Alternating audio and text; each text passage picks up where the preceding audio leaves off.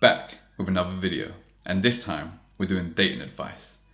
This brother's talking about I stupidly fell in love. Hey, I'm 23 male and I met this girl, 22 female, about 2 months ago in New York City. We met by chance as she was on a business trip and we both were leaving the bar at the same time. She wasn't going to be able to make it back to her hotel stay, so I walked her back.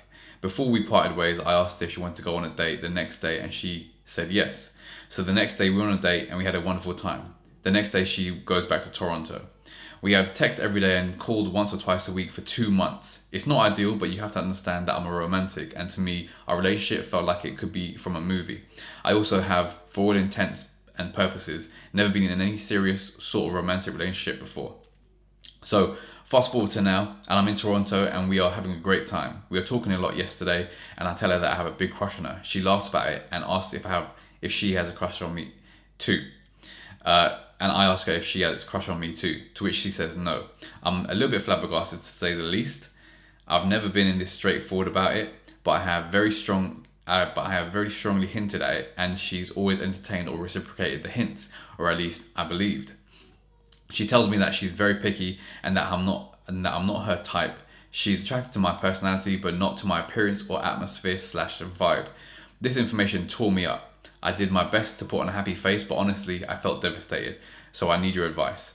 Am I stupid for taking a trip all the way here to see someone who doesn't even like me? Why did she shut me down? Why didn't she shut me down way sooner? I can't buy that she was ignorant to my feelings before.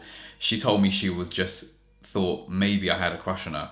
Why would she play along and let me take the trip all the way up here just to reject me? Should I go back to New York, or do I tough it out and try to have fun for the next 2 days as friends? All right, what I would say is girls like attention, and if you're going to give them attention, they're going to take it up. They don't really care about your feelings as long as you're giving attention. It's unfortunate, it's my perspective. I've seen it happen to myself before, and it's true.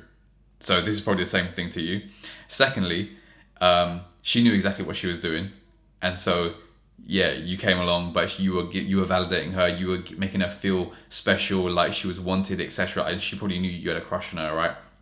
Because guys can probably be a lot less subtle about these things, which is probably your case as well. And also, to end it, it sounds like you just don't have a lot of options going your way right now. So this one, you're getting obsessed and infatuated over this one girl. However, imagine it. You developed yourself. You read a few books on game and go dating and stuff like that, right? You watch all of my content, because that'll definitely help you. Then in like a month's time from now, you went out and you approached 10 pretty girls every day for the next 100 days. That's 1,000 girls. Out of those 1,000 girls, you get 30% of their numbers, so you've got 300 numbers to choose from. Then out of those 300, about 200 actually reply, and then 100 or 150 you actually could go on a date with. So that's one date every single day for the next 100 days, right? I'm talking very conservative numbers. If you get the number, you're probably going to go out with a date with a lot of them, right? But if you had that type of level of abundance, do you think you'd be traveling all the way to Toronto from New York City just to go visit one girl? Fuck no. You'd be talking to for 2 months, and if you hadn't met by then, you'd be like, this is just a lost cause. You've got so many other options on deck that you don't have to rely on just one. It seems like you have less options your way, and you are like thinking this is the be all and end all. But the way she's been treating you, she clearly not for you, like long term, right? Or she's just playing you, or she doesn't like you and stuff like that, and you're just infatuated with her. So bro, I feel for you. I've been there. I never traveled to Toronto.